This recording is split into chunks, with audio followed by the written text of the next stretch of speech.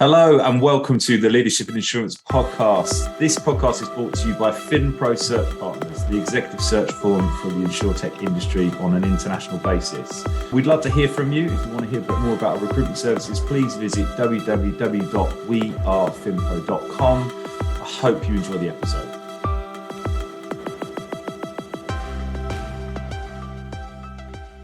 Good morning and welcome to the Leadership in Insurance podcast. I'm your host, Alex Bond, and I'm really lucky today to be joined by Rosina Smith, who is Chief Product Officer at McKenzie Intelligence Services.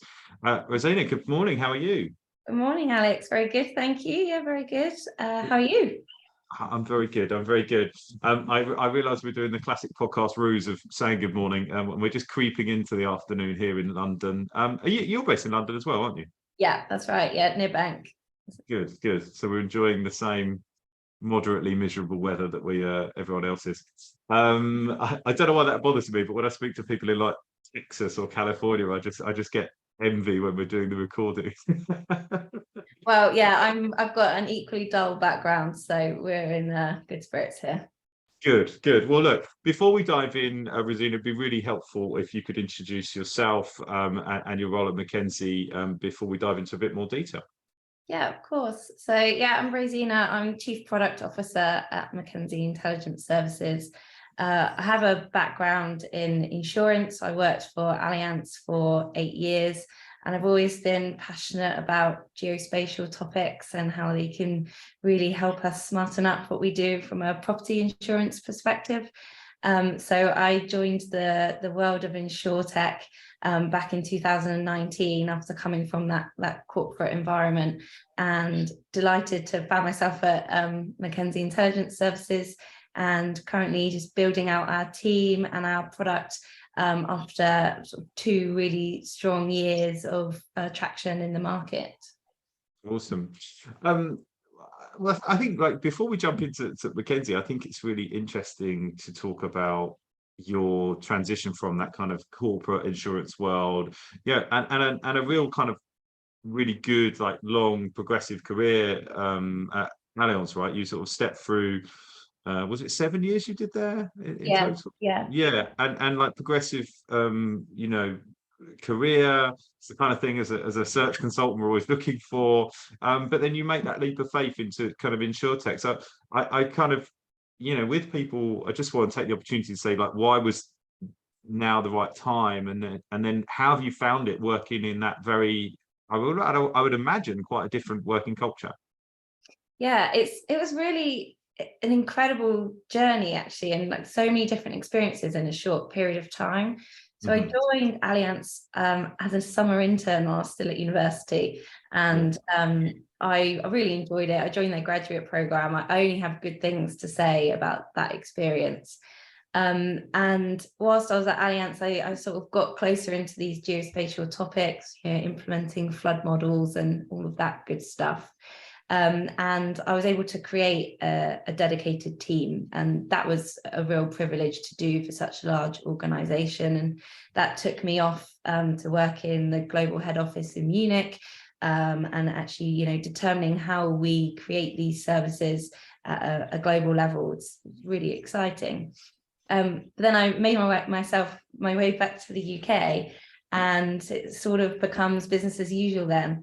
And I realized that I was missing that excitement of figuring out how to start something and make it work at scale.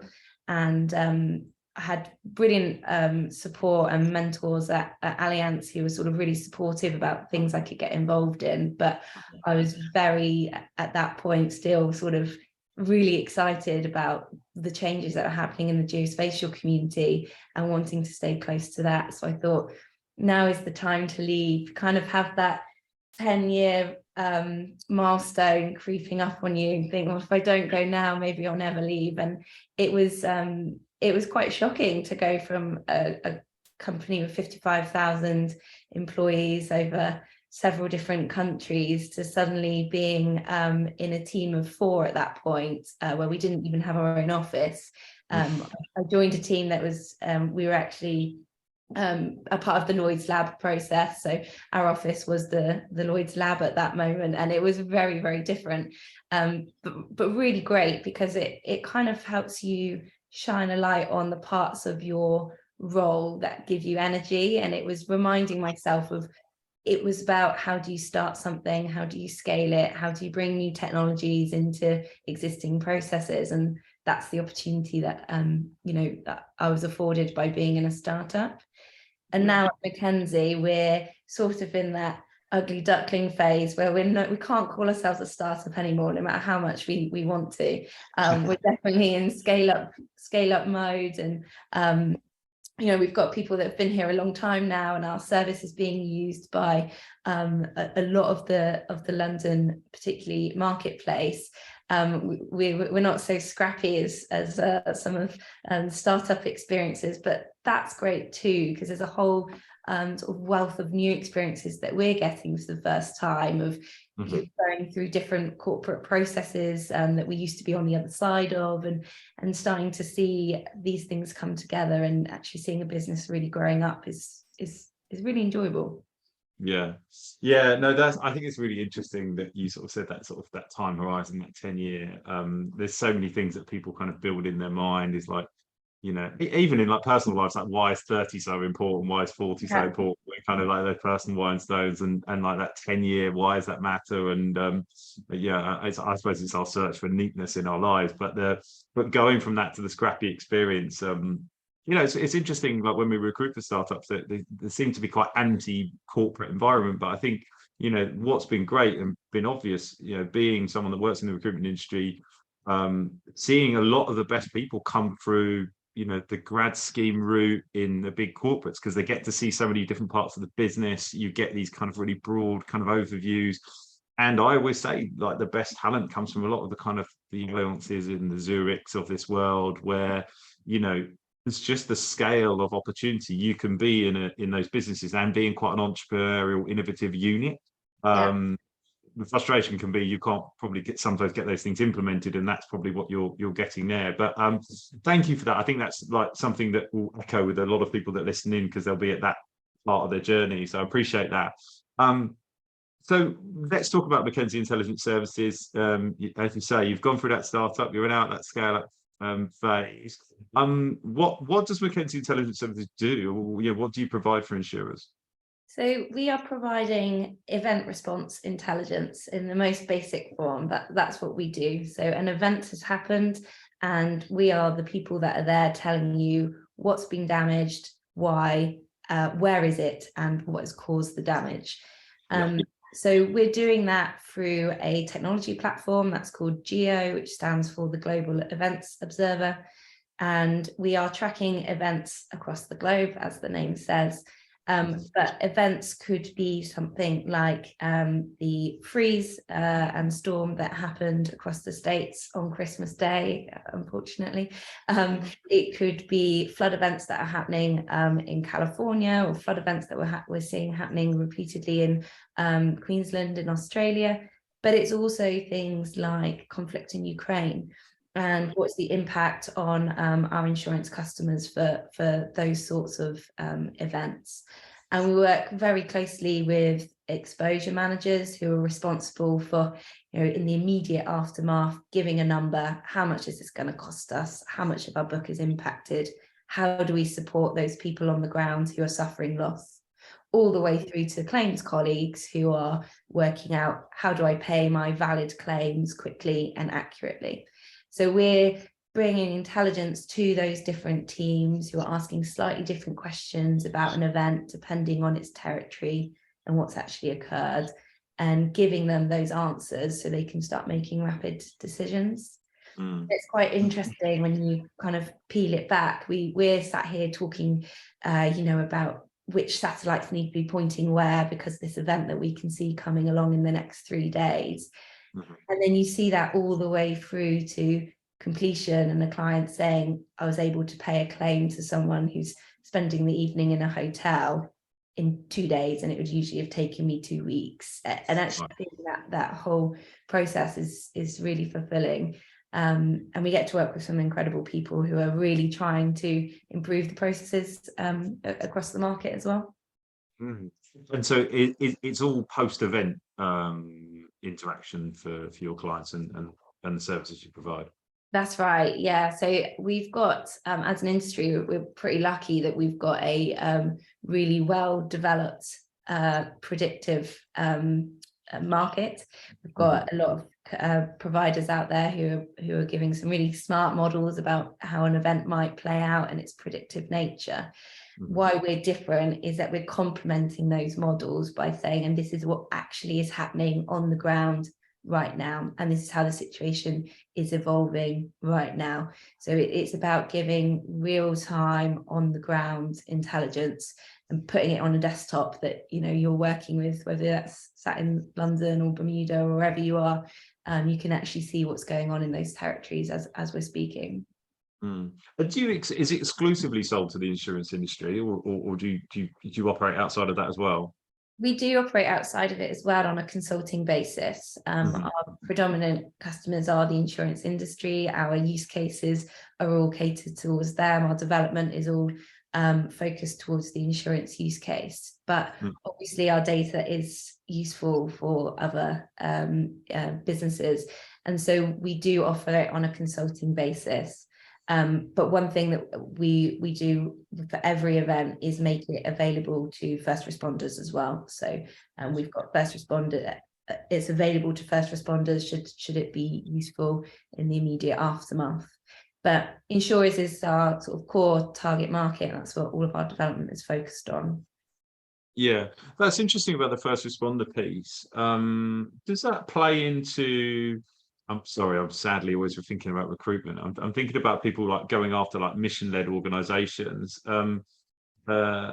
Yeah, how loud are you about that part of what you do? Does that ever play into people's kind of recruitment decisions? Because I know people are looking for a bit more meaningful work and kind of, and that plays into that, making those things available for, first responders and insurance. We love talking about insurance as a social good, but that's a kind of real direct correlation to that. Have you seen anyone kind of lapse onto that as a message?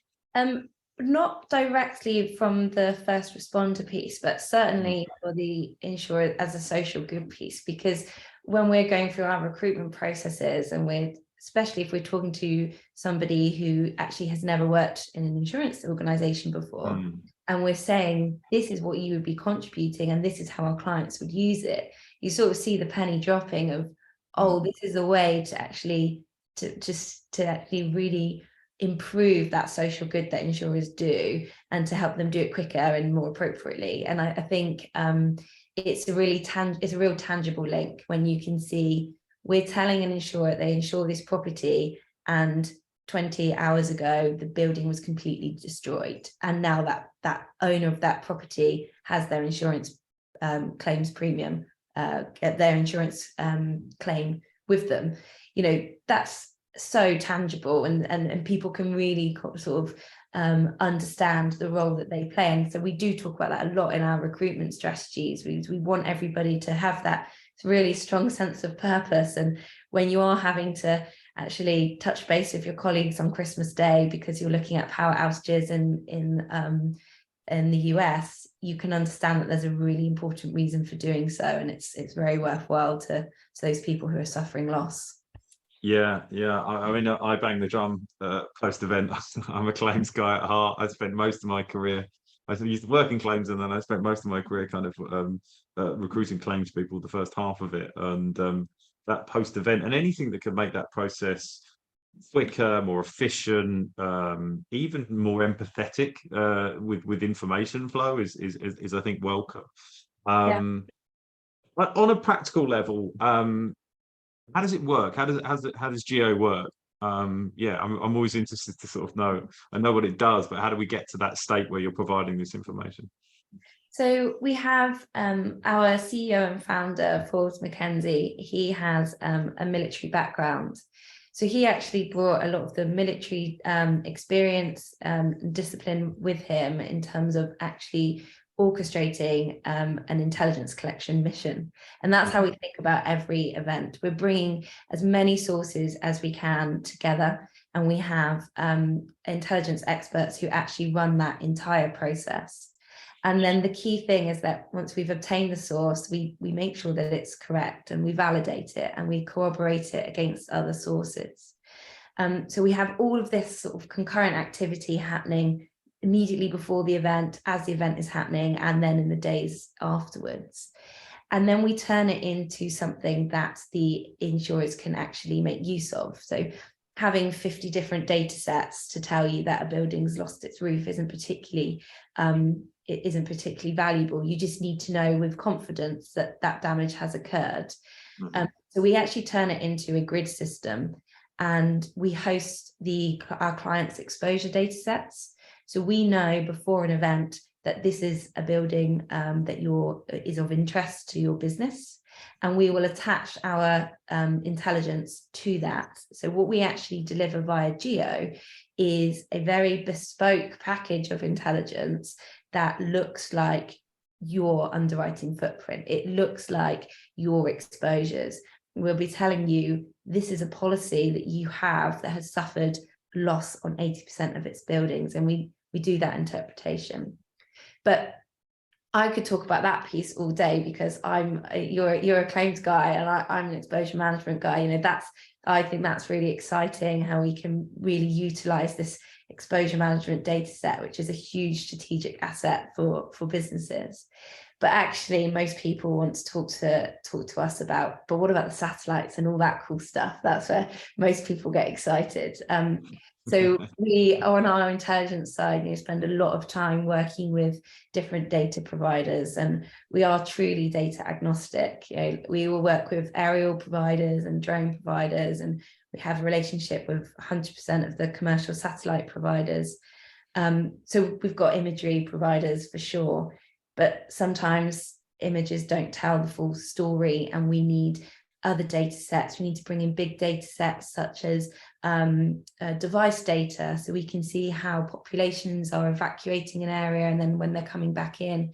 So we'll work with a range of data providers to make sure we can give the fullest picture as the event is occurring. And sometimes, they're just there's open source stuff in there as well. So not everything that we have is completely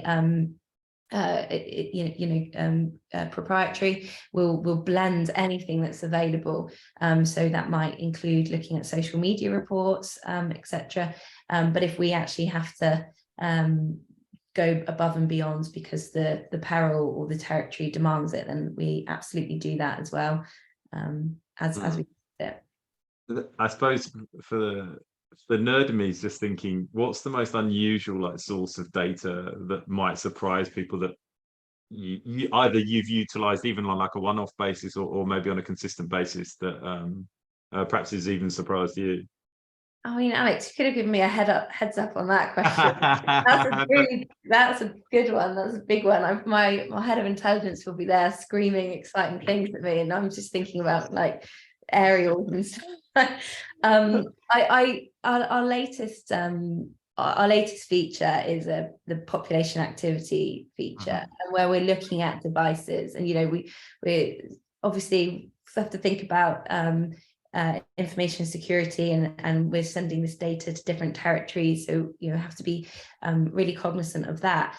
But looking at where devices are moving at a very granular levels, whether that be your mobile phone, your iPad, whatever it may be, is super interesting, because it paints a really clear picture about the responsive, the resilience of the territories that are impacted by an event, whether they've left just before, was there really good evacuation procedures in order, and when they came in, actually what's the repair situation there? Can we get repair vehicles to these properties, or have we still got closed roads? And I think bringing that device data in gives us sort of an actual data representation of the sorts of things you see in the media of, and suddenly Miami's back up and running, but this other town has taken 5 weeks to recover, and actually being able to see that and the implication that has for responding to business interruption claims, for example,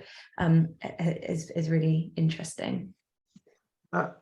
That's yeah. Sorry for that. Was quite a mean question. Because it was quite yeah. But I think that is fascinating. And funnily enough, I was talking to a parametric supplier this week, and they were talking about using mobile phone data to kind of potentially offer protection against a loss in trade for like retail shops. Yeah. So you could say like footfall has fallen, and if everyone in a region agreed and the mobile phone data backed that up, then there's an argument that you could build a parametric product. Now they were saying that no one could price it and probably be unaffordable, but like we were just academically talking about the kind of use of that, Yeah. which is quite interesting. Talking about that kind of post, do sort of, I know it's fairly early, but you've got this relationship with like first responders. Has there been any cases where like governmental agencies have kind of asked to see the data to sort of try and analyze like why is Miami off the ground and why not, rather than just an insurance aspect? Or is that something you could see happening in the future? Yeah, I can see that happening in the future. We have some early discussions along those lines happening at the moment. We don't have this available to governments at this stage, but there is certainly some early interest, and we can see that there is a clear use case there where we can support. And I think even just looking at, well, how do we use the historic data as well? So not just on first responders, but looking back at historic events that we've covered, now built up quite a significant database of events that we've covered in real time. What does that mean for the sorts of supports communities need? And even your example there of parametric and how difficult it is for us as an industry to price new products. Well, now that we're recording parametric mobile phone data that could be used for parametrics for all of our events as standard, well, suddenly there's a data set now that exists to help that pricing. And so I think it's really about creating that sort of circular learning of when we see the loss happening, that we're actually feeding it into how we as an industry build products, and then governments as well, how they can actually support improving resilience programs in those areas too.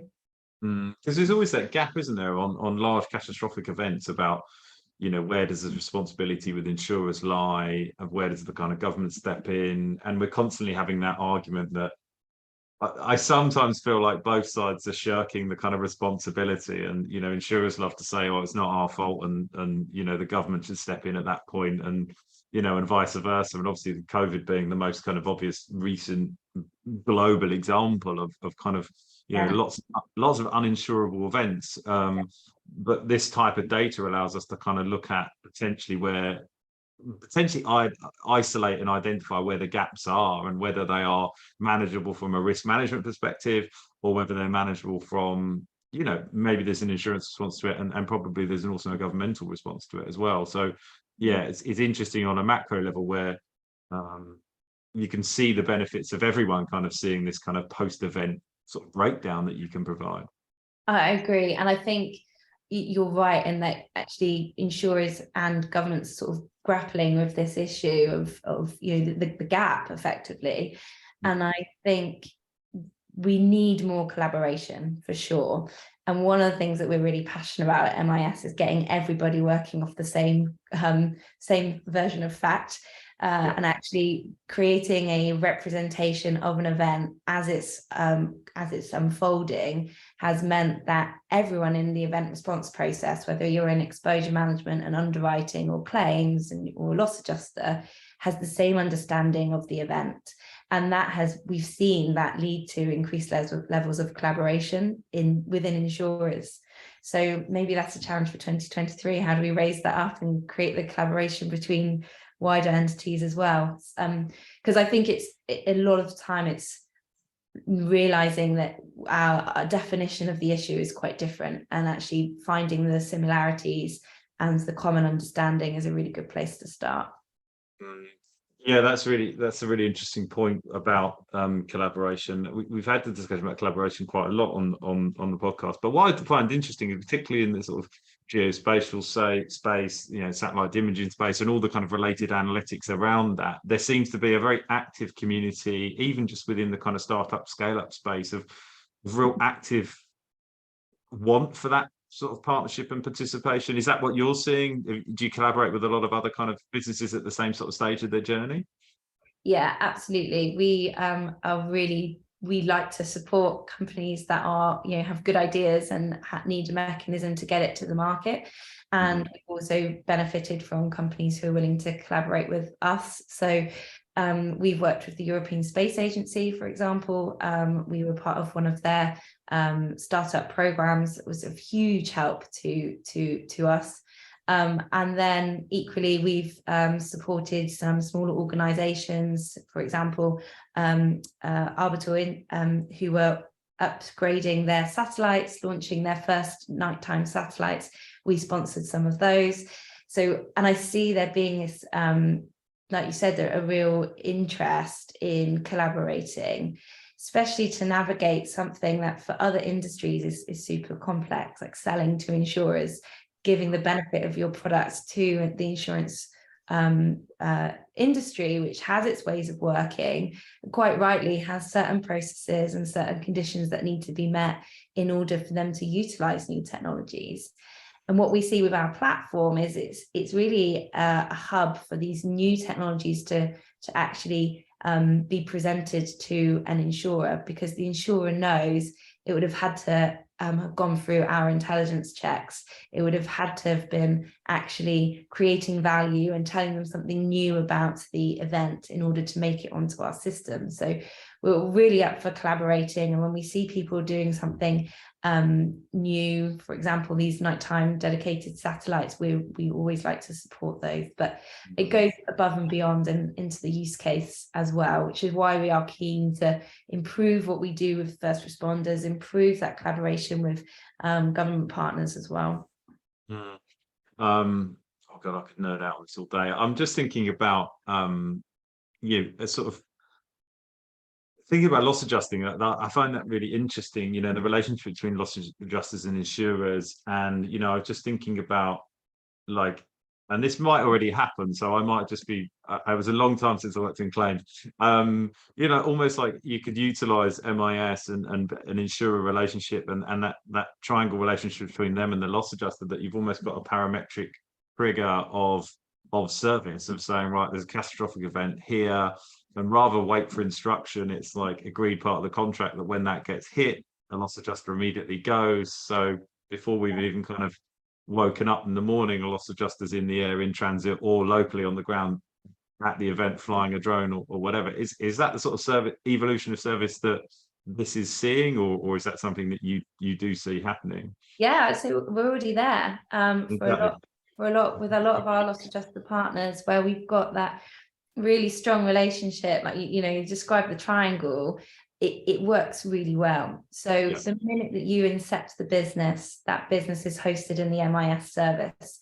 We've got those locations, and then the minute that there's an event, we have provided that analysis not only to you, the insurer, but also to your loss adjusting community. They're not waiting for the claim to come in. They can already see that it's something that you're exposed to and something that they're appointed on. Then comes the decision of at what point do you take action? What does pre-FNOL look like? And I think that comes up to different insurers, appetites to press go. And so we have some who still would obviously want to wait for to receive FNOL, and others who would just proactively send out and say, would you like to start FNOL now? Because we've got insight that you may have suffered a loss. Let's move on to the next process. And I think we're seeing more and more who are confident, because of that strength of relationship and working closer and all working off that same version of the truth, that they can actually be more progressive in terms of reaching out to clients. And that's even on traditional policies, not just the parametric policies. Yeah. How does MIS work within parametric insurance? I can see the obvious application, but that for me is it's the area probably of insurance I'm most excited about. But so yeah, have you got any live examples of where you're providing that parametric trigger for people? Yeah, so one I can talk about is Yokahu. So they're providing lots of different parametric products, but probably best known for what they're doing in the Caribbean with wind policy, parametric wind policy. And we act as their data provider for that. So we are, you know, the factual, has the wind breached XYZ condition in those areas as defined in their policy. And they rely on us to be constantly monitoring the different wind criteria that they set in their policy, and to be able to scale with them as their business scales as well. So it's not just setting up services that might work in one territory, it's actually being able to scale that across different territories and different perils. And we're seeing more and more demand for that across perils as well. So wind is one that I think as an industry we've spoken about for quite a long time, as well as floods. But like you say about actually some more of the business interruption stuff, we're starting to see increased demand for other parametric outputs, and to treat MIS as the data provider in those, to almost act as your trigger. Obviously, you've got this really strong relationship with Lloyd's. I wanted to understand how that relationship developed, because I think moving towards anything that can be sort of industry standard, industry kind of accepted as the, you know, as you said, single source of truth is really important. So how did MIS develop that relationship? So we started working with Lloyd's many years ago on like consulting for some big projects. And through that, we learned that actually there was a lot of consistent requirements coming through in all of those different projects. There was always a consistent set of questions that were coming through. So we set out to build our first platform, which was called MIS Intel, for any of the mega fans out there who remember it. And that would be really responding to events, answering a series of questions for each of those events. And then as we started working closer with Lloyd's, you know, that you understand the requirements more, the requirements get bigger. We also started working with the European Space Agency, and we're able to capitalize on these changes that were happening in the geospatial community. We saw increased investments in the geospatial community, and we just pulled it all together, and that's what we built Geo from. But the key thing for us has been being prepared to grow with the market and their demands. So what our product looks like now is not what it looked like 3 years ago. It has much more of the exposure management element to it, where, you know, initially we were very much related to the claims process. It's now grown into the event response process. And as you can imagine, to go to the point where we're now that central service for the Lloyd's market, the strength for us is that we're continuing to learn and adapt with the markets. And we've got support from the market to actually have conversations about what's the art of the possible. And we can go away and do some of that thinking for them and send it back to them and say, what do you think? And again, that spirit of collaboration of, they know that our product will look and feel very different in a year's time, and that'll be born out of their requests. And I think your point about, you know, how do you actually get to the point where you're establishing yourself? I think it's like we're never going to be established, because we're doing something really new, and it's new for the market as well. And so we're just finding our way. But what we have established is a way of working that allows us to actually do that with the Lloyd's market. Yeah, and it's as much about, you know, particularly Lloyd's, but I think insurance is much about almost like face validity. Like, have you got the right people? Does the market buy into it? You know, probably to its detriment, but it is important to kind of acknowledge that. And I think some of the issues with particularly startup and scale up businesses that have kind of avoided that in the past, that's where they haven't been accepted, even though, you know, you can be right, but that's not always what's important. You have to be right and right for the market at that time. So I think it's it's great credit to the MIS business that you've managed to do that. You recently expanded the platform to allow clients to automatically view like impacts of war on land, political violence, terrorism books. I wanted to understand how do you engage in the political landscape? So we, in terms of the exposures that we've opened up the platform, going back to your previous point, it is about people. And so we're working with exposure managers across the market and claims managers across the market, and they'll be grappling with the same issues on different territories and different events. And actually, the Ukraine conflict obviously has a lot of elements to it that are completely unique, and no other event has featured those elements. But a lot of what they want to understand is saying that they would need to understand whether this was a hurricane. It's just that the actual policy structures are different. So we said, we're going to throw open the doors, send it to us, and we're going to work with you to understand exactly how we get the value out and give you that consistent response like we would any other event.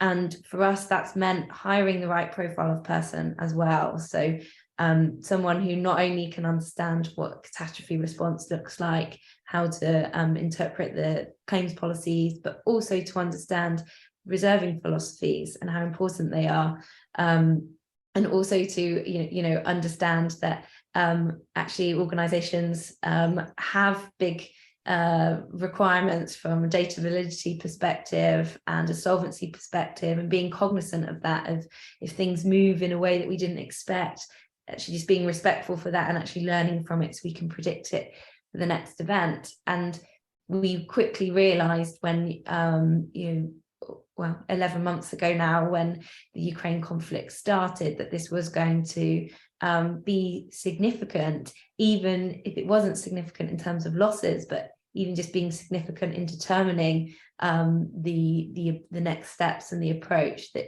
we couldn't just keep this to a property aspect. So we've invited all of that additional policy structures into our response, and then that allows us to actually work smarter with the sorts of products we build for this event. We also haven't covered a conflict in Ukraine before, so we were learning too and adapting and putting new demands on our suppliers about the sorts of questions we wanted to answer.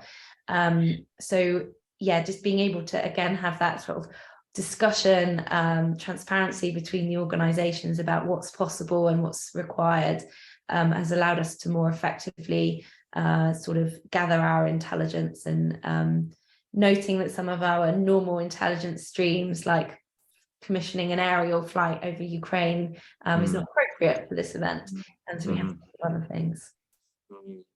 Yeah, I mean, we live in such a dynamic global environment. The Ukraine conflict is obviously part of that kind of macroeconomic or macro-political economic landscape. But I was thinking about environmental risks as kind of an evolution of kind of risk. What future cases, like use cases, do you see for products in the MIS for the sort of the near horizon, as you evolve, not just in kind of property now, you're looking at the kind of, as you've just mentioned, political violence landscape, terrorism landscape. Is there going to be more kind of environmental exposures you look into? Is that the most sort of next obvious place that you would kind of change your data sets perhaps? Yeah, definitely see the environmental impact coming through all the time and requests for it. And so I think there'll be more collaboration on our side with those organizations who are working on the predictive nature and the impacts of climate change. We'd certainly want to start bringing those features in as part of the event response as well. So not only are we telling you this is what's happened in this event, but perhaps if we could change some of the conditions based on what's likely to happen over the next 5 to 10 years, that would be important. Also, we predict that as populations have to change because of climate change and actually how we actually respond to claims that are potentially likely to happen on a more frequent basis, we know that the concentration of events is going to increase. We're going to have more exposures in concentrated areas as people respond to land use requirements, for example. But I think something that we often gets mentioned as well, just separately to climate change, is cyber, and that's still very prevalent concern that comes to us of, can you help us understand organizations that are linked and potential impacts of cyber events? So we still get that too. Interesting. Interesting. Well, look, I think I could nerd out on this all day, but we've got to probably call it to a time at some point. So, Rosina, thank you so much for being a guest on the podcast. I'm glad we got to do this done, and thank you again for rescheduling because you managed to do that politely. So yeah, no, thank you very much, and yeah, I look forward to more of what you MIS and the team get up to over 2023 and beyond. Thanks, Alex. It's been great. Thank you. You're welcome. Sophie? Thank you so much for listening to the Leadership and Insurance podcast. As ever, this is brought to you by FinPro Search Partners, the executive search firm for the insurtech industry on an international basis. If you want to find out more about what we do from a recruitment standpoint, please visit www.wearefinpro.com.